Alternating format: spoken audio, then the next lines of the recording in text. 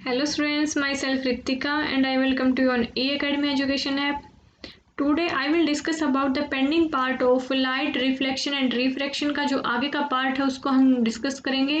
That will be representation of the image formed by spherical mirror using the ray diagram. ठीक है, इसमें concave mirror के अलग से केसेज होंगे, कॉन्वेक्स मिरर के अलग से केसेज होंगे जो हम वन बाय वन डिस्कस करेंगे.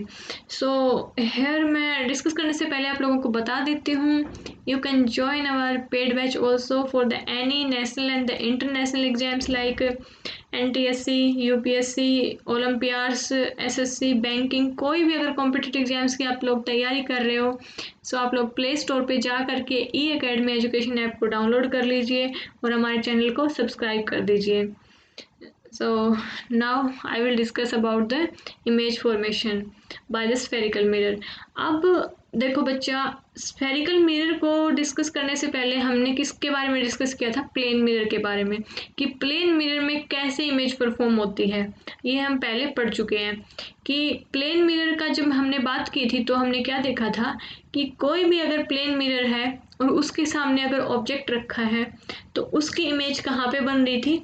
बिहाइंड द मिरर बन रही थी. वो कैसे बन रही थी और कैसी बन रही थी वो हमने डिस्कस कर चुके हैं.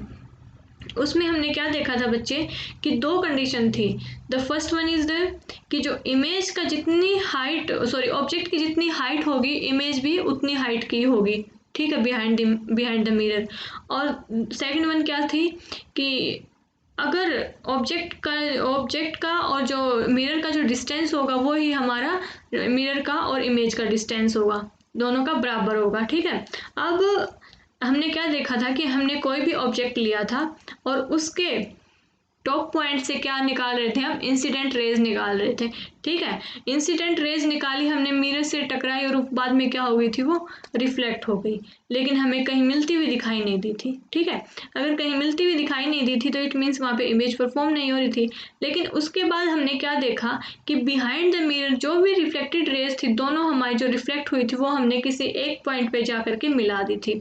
जहाँ पे भी मिलाई थी हमने क्या बोला था? यहाँ पे हमारी इमेज परफॉर्म हुई है. जो इमेज परफॉर्म हुई थी वो कैसी थी बच्चे? वर्चुअल इमेज थी, नॉन रियल इमेज थी. ओके, मतलब कि नॉन रियल इमेज थी, वर्चुअल इमेज थी, जो कि कहाँ पे बनी थी? प्लेन मिरर पे बनी थी. ओके, अब बात करते हैं बच्चे हम स्फेरिकल मिरर में, कि स्फेरिकल मिरर में हमने देखा था कि हमारे पास दो टाइप्स के होते हैं, कॉनकेव मिरर और कॉन्वेक्स मिरर. कॉनकेव मिरर में क्या होता है बच्चा कि जो लाइट को क्या करता है? कन्वर्ज करने का काम करता है, और कॉन्वेक्स मिरर क्या काम करता है? लाइट को डाइवर्ज करने का काम करता है. ठीक है, अब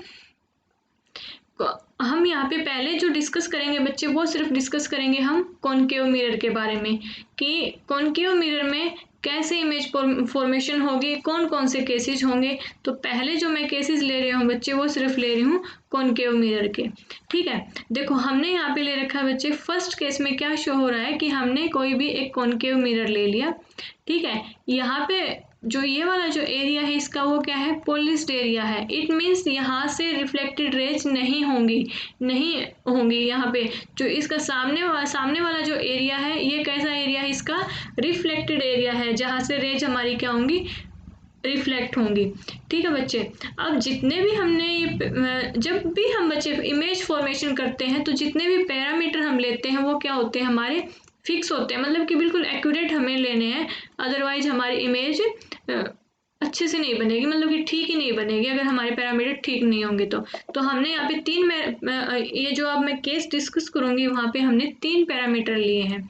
centre of curvature C and the second one is focus, और क्या लिया है हमने? पोल लिया है. ठीक है, ये तीनों हमने इक्वल डिस्टेंस पे मान लिया कि तीनों का जो डिस्टेंस है वो कितना है? 3 मीटर 3 मीटर 3 मीटर ऐसे करके है. ठीक है, अब जब आप लोग अपनी नोटबुक में या फिर एग्जाम में जब भी आप परफॉर्म करोगे, इमेज बनाओगे, तो हमें पैरामीटर बिल्कुल अच्छे से फिक्स करके लेने हैं, अदरवाइज हमारी इमेज क्या होगी बच्चे? गलत बनेगी.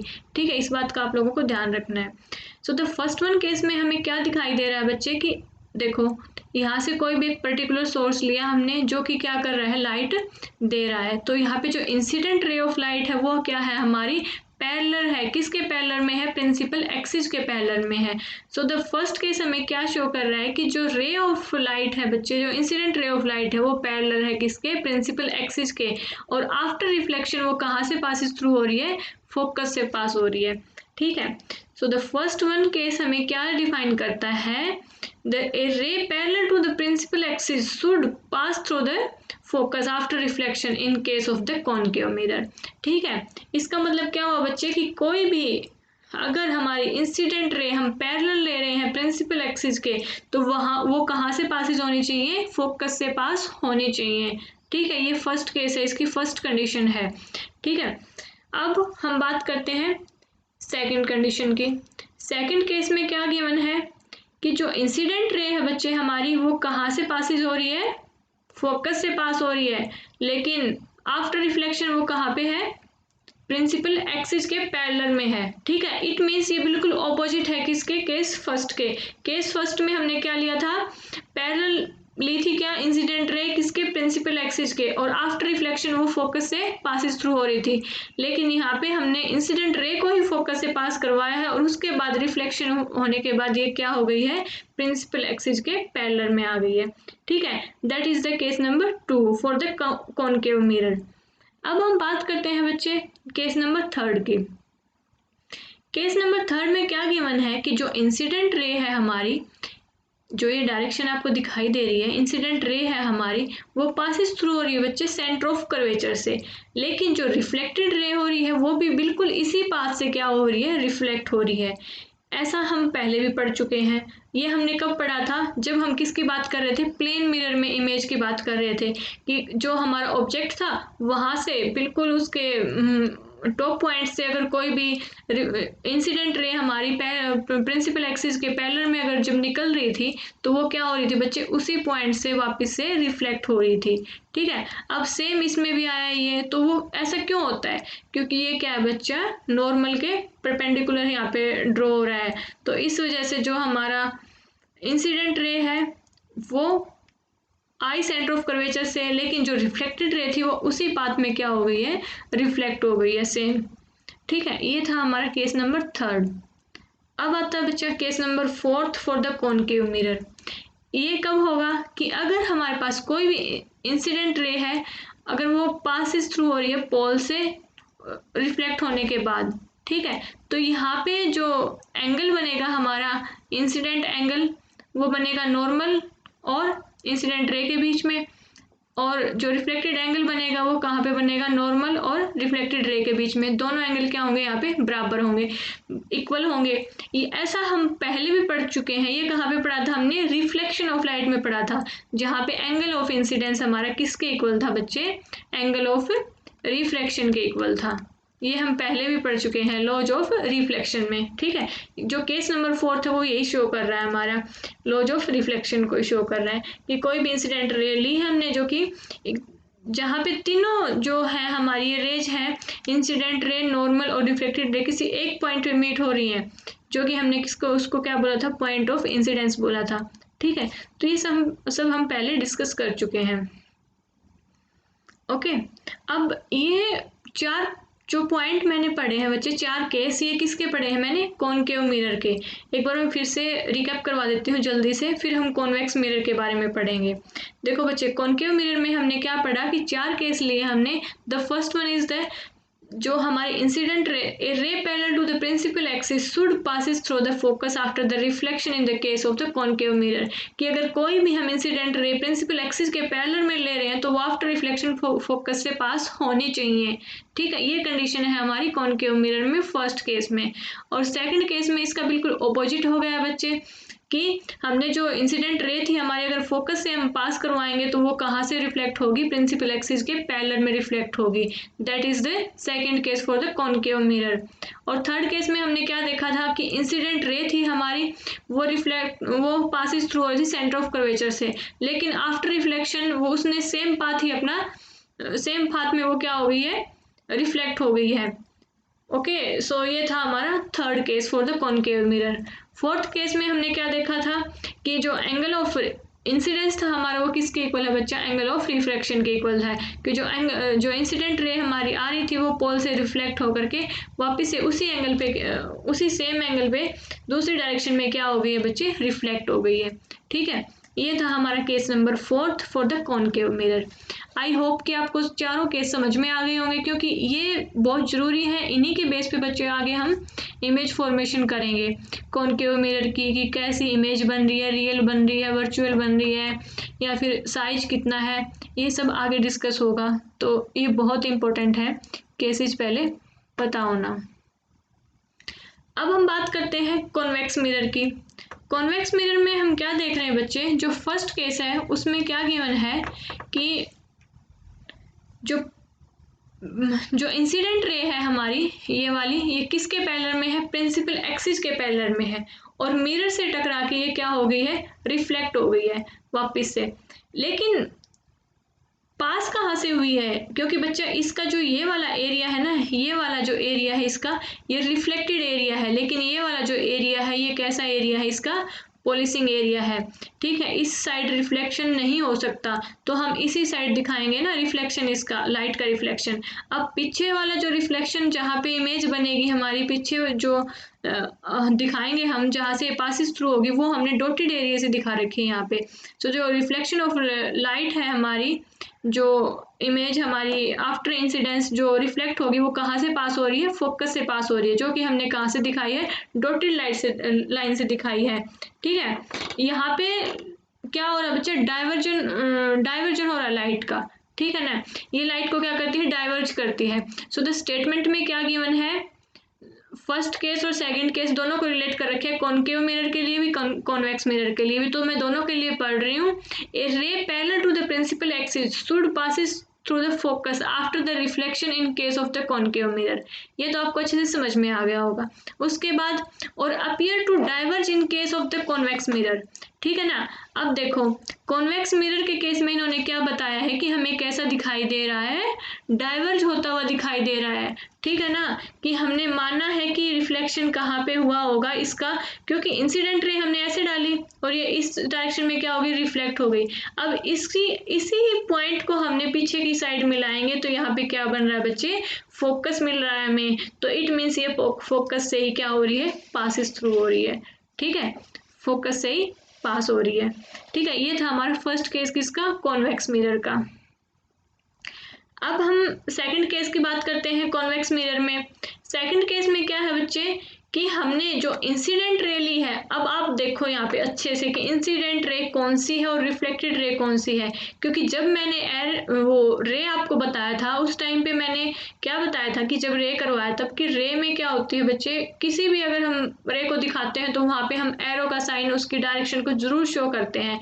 ठीक है, सो यहाँ पे कई बच्चे क्या करेंगे, अब ये मानेंगे कि ये प्रिंसिपल एक्सिस के पैरेलल में है, लेकिन इसकी डायरेक्शन आपको दिखाई दे रही है, ये कैसी डायरेक्शन है, ये तो इसकी रिफ्लेक्टेड डायरेक्शन है। इसका मतलब कि जो इंसिडेंट रे है वो तो हमारी ये है, ये आ रही है मिरर की साइड। ठीक है, तो इस बात का भी आप लोगों को बहुत ध्यान रखना है, एरो साइन का। सो तो बच्चे सेकंड केस में हमें क्या दिखाई दे रहा है, कि जो इंसिडेंट रे है हमारी वो आई। ठीक है, आने के बाद वो कहाँ से पासिस थ्रू हुई है, इंसिडेंट रे कौन सी है, ये वाली है, और ये वाली कौन सी है, हमारी रिफ्लेक्टेड रे है। ये तो कहीं पीछे की साइड जाती नहीं, लेकिन जो ये कहाँ से आई, फोकस से इंसिडेंट रे आई, और उसके बाद ये क्या हो गई, इस डायरेक्शन में रिफ्लेक्ट हो गई है। ठीक है, अब मैं स्टेटमेंट को पढ़ती हूँ, उसके बाद आप लोगों को और भी अच्छे से समझ में आ जाएगा कि a ray passing through the focus for the concave mirror, ये कॉनकेव मिरर की बात हो रही है, जो कि हमने पहले पासिस थ्रू करवाया था यहाँ से कॉनकेव मिरर के लिए, और directed toward the focus in the case of the convex mirror. ठीक है, सेम ही हमने कहाँ से पास करवाया है, कॉन्वेक्स मिरर के लिए। लेकिन बच्चे ये वाला जो एरिया है वो कैसा एरिया है, इसका पॉलिश्ड एरिया है। सो यहाँ पे हम जो ये डार्क लाइन है उसको नहीं शो कर सकते, यहाँ पे सिर्फ हम मान सकते हैं कि लाइट हमारी पास हो रही है। ठीक है ना, ये सिर्फ डॉटेड लाइन से हम यहाँ पे दिखा सकते हैं। ठीक है, और उसके बाद क्या बताया, should appear parallel to the principal axis after the reflection. ठीक है ना, इसका मतलब क्या हुआ कि सेकंड केस में हमें क्या शो हो रहा है बच्चा कॉन्वेक्स मिरर में, कि हमने एक इंसिडेंट रे ऑफ लाइट ली जो कि हमारी फोकस से पास हो रही है, और आफ्टर रिफ्लेक्शन किसके पैरेलल में है, वो प्रिंसिपल एक्सिस के पैरेलल में है, जो कि ये यहाँ पे दिख रहा है। ठीक है, this is the case number 2 for the convex mirror. अब बात आती है केस नंबर 3 की।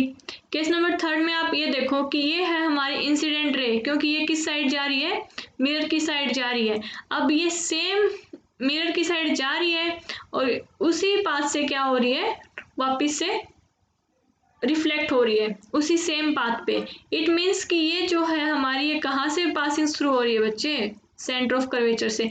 ये पॉइंट सिर्फ हमने मान रखे हैं कि यहाँ पे अगर ये लाइट ऐसे होती, ऐसे, तो इट मीन्स ये फोकस से पास होती है ना, लेकिन ये यहाँ से अगर इंसिडेंट होके वापस से रिफ्लेक्ट हो रही है, इट मीन्स यहाँ पे जो पॉइंट होगा हमारा वो तो क्या होगा, सेंटर ऑफ कर्वेचर होगा। ठीक है, तो जो कॉन्वेक्स मिरर में भी यही जो 3rd केस है वो क्या बताता है कि जो इंसिडेंट रे होगी वो सेम पाथ से ही क्या हो जाएगी बच्चे, रिफ्लेक्ट हो जाएगी हमारी, जो कि कॉनकेव मिरर में था। अब बात आती है केस नंबर 4 की।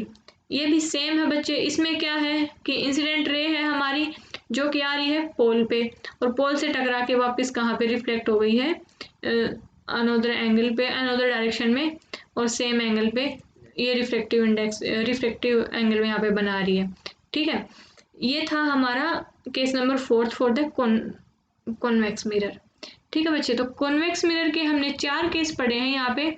मैं फिर से एक बार रिकैप करवा देती हूँ कॉन्वेक्स वाले कि कौन कौन से थे। फर्स्ट वन में हमने क्या देखा था कि जो इंसिडेंट रे थी हमारी, ये वाली इंसिडेंट रे जो कि क्या थी, प्रिंसिपल एक्सिस के पैरेलल में थी, और वो कहाँ से पासिस थ्रू हुई थी बच्चे, फोकस से पास होके, और हमारी रिफ्लेक्ट हो गई थी इस डायरेक्शन में। ओके, सो ये था हमारा केस फर्स्ट। और केस सेकंड में हमने क्या देखा था कि जो इंसिडेंट रे थी हमारी वो आ रही थी और पासिस थ्रू हुई थी कहाँ से बच्चे, फोकस से ही, और बाद में प्रिंसिपल एक्सिस के पैरेलल में रिफ्लेक्ट हो गई थी। ओके, ये हमारा केस सेकंड था। केस थर्ड में क्या था, सेम पाथ से रिफ्लेक्ट हो गई थी। और केस फोर्थ में क्या था, जहाँ पे एंगल ऑफ इंसिडेंस हमारा किसके इक्वल था, एंगल ऑफ रिफ्लेक्शन के इक्वल था। ठीक है, ये हमने 8 केस पढ़े हैं बच्चे। 4 केस हैं हमारे कॉनकेव मिरर के और 4 केस किसके हैं, कॉन्वेक्स मिरर के। ठीक है, आई होप कि आप लोगों को समझ में आया होगा। और ये जो बच्चे, जो लाइट है हमारा वो कैसा है, एक विजुअल टाइप का टॉपिक है। इसको जितना आप लोग देखोगे, पढ़ोगे, हाथ से डायग्राम बनाओगे, इमेजेस बनाओगे, उतना ज़्यादा आप लोगों को आएगा। ठीक है ना, और एक्यूरेट, बिल्कुल एक्यूरेट इमेज बनाने के लिए आप लोगों को एक्यूरेट पैरामीटर लेने होंगे। आपने मान लिया सेंटर ऑफ कर्वेचर कहाँ पे ले रखा है, कहीं और, फोकस कहीं और, तो वहाँ पे इमेज हमारी करेक्ट नहीं बनेगी। ठीक है, तो केसेस आपको क्या करने हैं, ये बिल्कुल अच्छे से माइंड में बिठा लेने हैं कि अगर कॉनकेव मिरर में अगर हमारी जो इंसिडेंट रे अगर वो पैरेलल है प्रिंसिपल एक्सिस के, तो वो फोकस से ही पास होगी। ठीक है ना, ये कंडीशन है इसकी।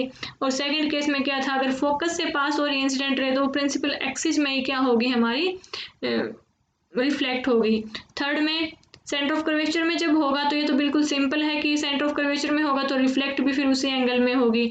और फोर्थ में क्या है कि अगर पोल से कोई भी इंसिडेंट रे ऑफ आ रही है एंगल इंसिडेंट रे, तो उसी एंगल पे हमारी क्या बनाएगी, फिर रिफ्लेक्टेड रे अनदर एंगल पे बनाएगी, अनदर डायरेक्शन में। ठीक है, ये कॉनकेव मिरर में था।